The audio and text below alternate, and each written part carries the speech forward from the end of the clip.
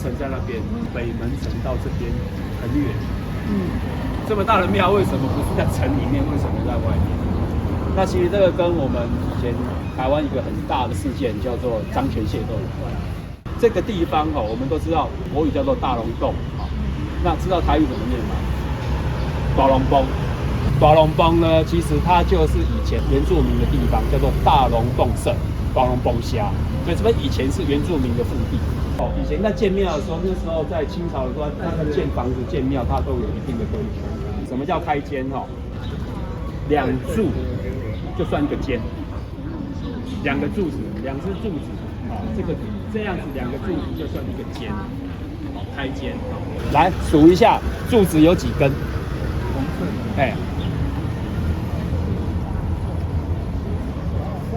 好，12柱子，2柱算一间嘛。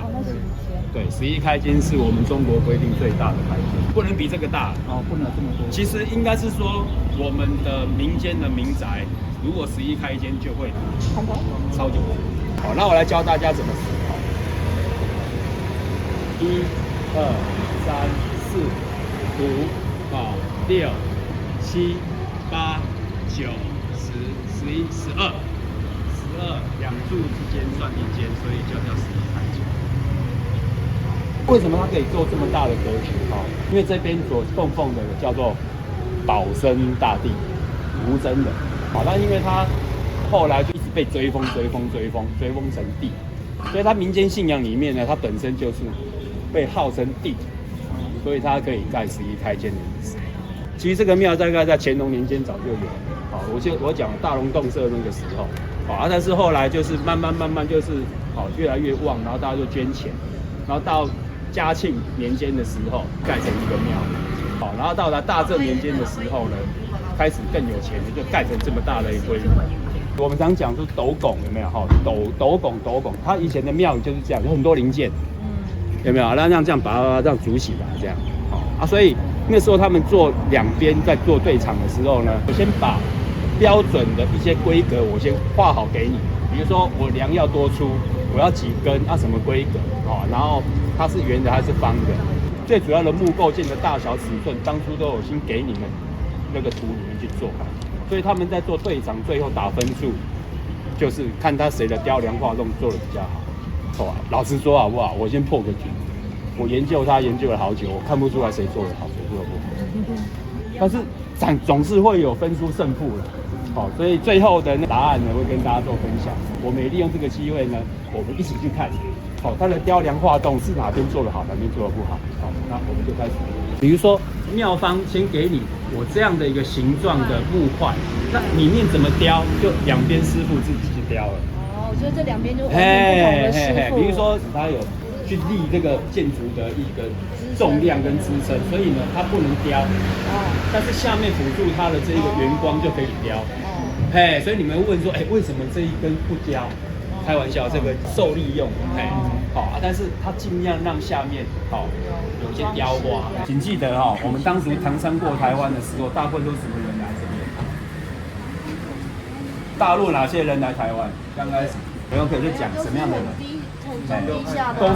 都是跑路的人呐，因为他那边混不下去才来嘛，没有什么念书，也没有什么家世。我觉得说，我来这边冒险，我来这边冒险没差啦，因为我那边也没家世，也没什么，我就来所以他们没有这些技术。像这个一定是从大陆那边刻好再送过来，从大陆那边刻过来的话，一定比较少有镂雕啦，比较不会有镂雕。你知道为什么比较不会有镂雕？不是因为他们工不好。比较不会撞坏掉啦。因为要运送。要运送过来，比较不会撞坏掉，所以顶多只是那个这一边简单的一些镂空而已。那你看我们在有些龙柱雕的这样子精雕细琢这样，大部分龙柱雕精雕细琢，我会看2件事情。第一个，它什么时候雕的？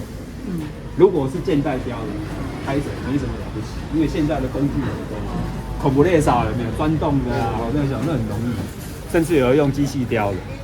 那嘉庆年间，各位你们现在看到的龙柱都是一手雕出来的，嘴巴是闭的，它那个嘴巴是开的。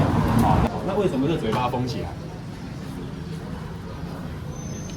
以前早期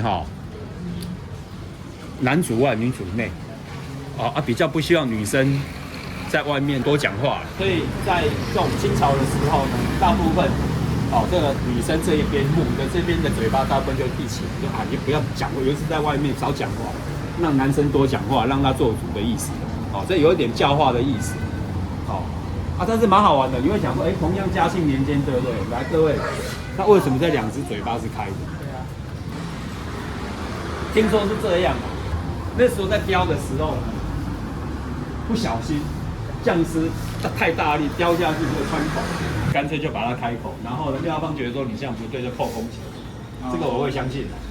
师傅不小心雕太大力，与其这样，干脆就给他开口这样，因为以前就是希望风调雨顺，你有风有雨，所以以前就是龙管水，虎管风的意思，就是这样风调雨顺。所以在这个墙壁上面呢，左青龙右白虎，其实也代表说希望能够风调雨顺。这个图腾以后我们在任何庙宇里面，包括木雕，都会看到类似这样的图腾。这图腾很重要，这个叫螭龙，这个螭龙，那它的意象哪里来？螭龙有没有很光滑？有没有？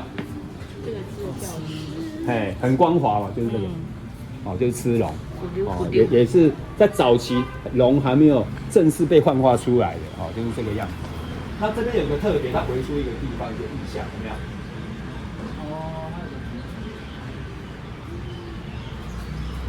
中国人我们在除夕的时候围炉很重要，在早期啦，早期假设我们家有10个人的话，阿祖一定会再多准备一副文官，希望外年都添一个丁的意思，希望明年再添丁，这个反映出我们的很重要的民族意识。这边有一个袋子，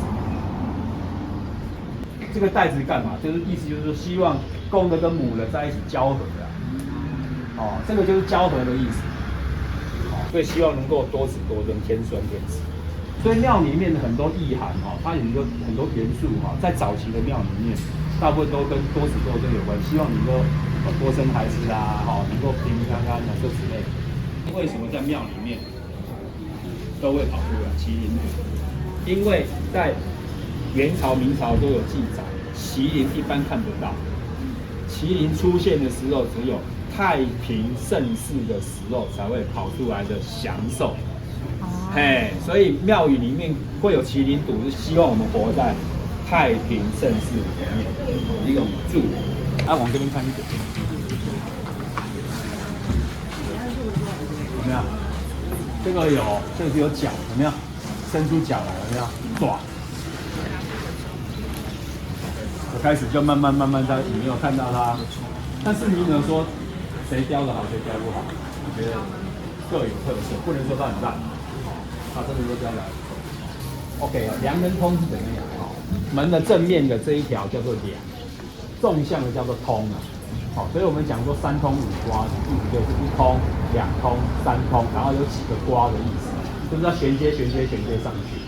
那我要讲的是说，你看看这个有点像南瓜，长相像南瓜，那这个脸就是我们讲的饕餮，饕餮的那个脸型。那为什么我们在庙宇里面南瓜的造型会特别多？因为南瓜多子啊，我在里面很多。南瓜多子，多子多孙的意思，所以它很多的含义是这样。这个叫做秦琼，他手上拿的那一只呢，叫做杀手锏的锏。然后这边就是尉迟恭黑脸，他拿的这一只呢，叫做鞭，金刚鞭的意思。我们来看一下他这边有背一只什么？但是他没有，他有剑，有没有？他有弓，但是他的剑放在后面了但最主要是这边有带弓，这边有带剑。门神在顾的时候是盖下来的时候，他们是站在一起。这个意思也是在做教育教育我们后人说，即使你再怎么厉害，你也只有一样兵器而已，你要跟你的可变的人协同合作，你的力量才会大，是这个意思。所以这典故蛮不错的。好，那我们看，他们手上拿的东西其实都有典故。这个是官，这个是禄，希望你呢能够加官进禄的意思。好，官禄加官进禄。好，那然后这边来看的话，这个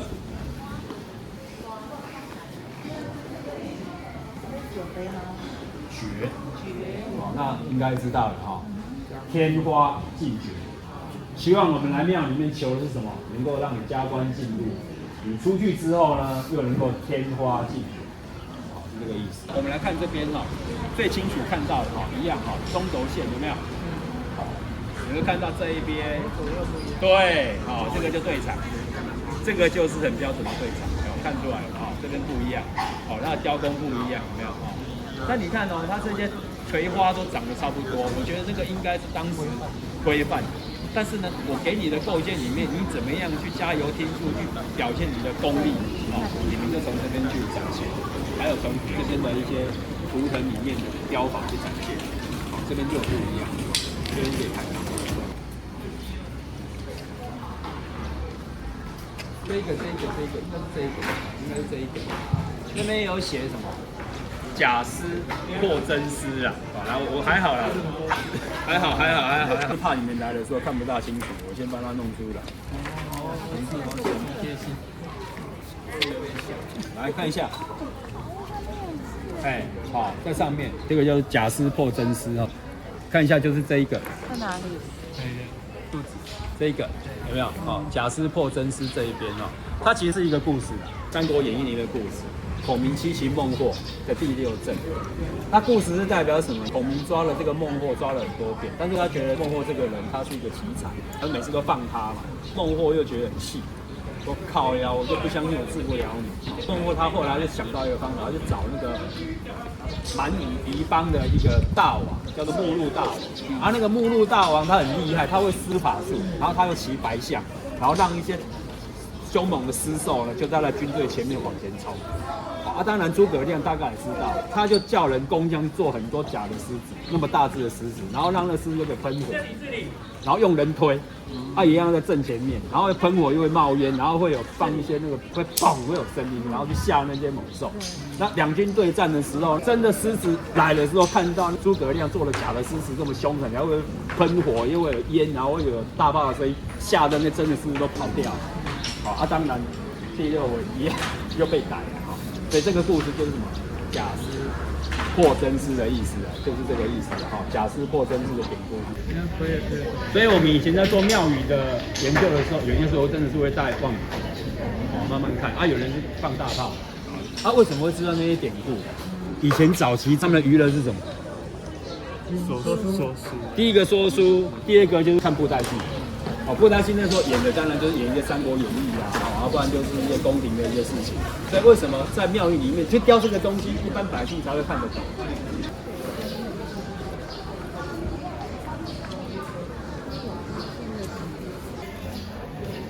国兴街的锅塔做的，这边是我国兴街的锅塔做的，了不起吧？所以他这边写在上面。没有啦，那个时候的人眼力也算不错，他们都会看得到。而且你看他这边那么突兀的坐在这里，别的地方都没有。像这个庙里面这种师傅，他们在对场的时候就留下，你看大正年间留下来到现在，很多都是维修古迹的时候，慢慢才去挖掘到这些可爱的东西。但是你如果真的让我真的跟你们讲，我真的看不出来谁雕得好，谁雕得不好。精彩都一样精，对风格，但你也不能说它差，对不对？抠起来让他们交合的意思。是不是一个炉？希望你们围炉的时候，明年再多添丁啊！我再添一个人，这个就是这个意思。而且我们比较过3个庙宇里面老实说，我们保安宫的雕工比较细，真的比较细。这个让你们有空慢慢来品味。来看庙宇的话，看在当时那时候的师傅这样的雕工，这样弄得真的蛮细。好，那我们到这边来看一下。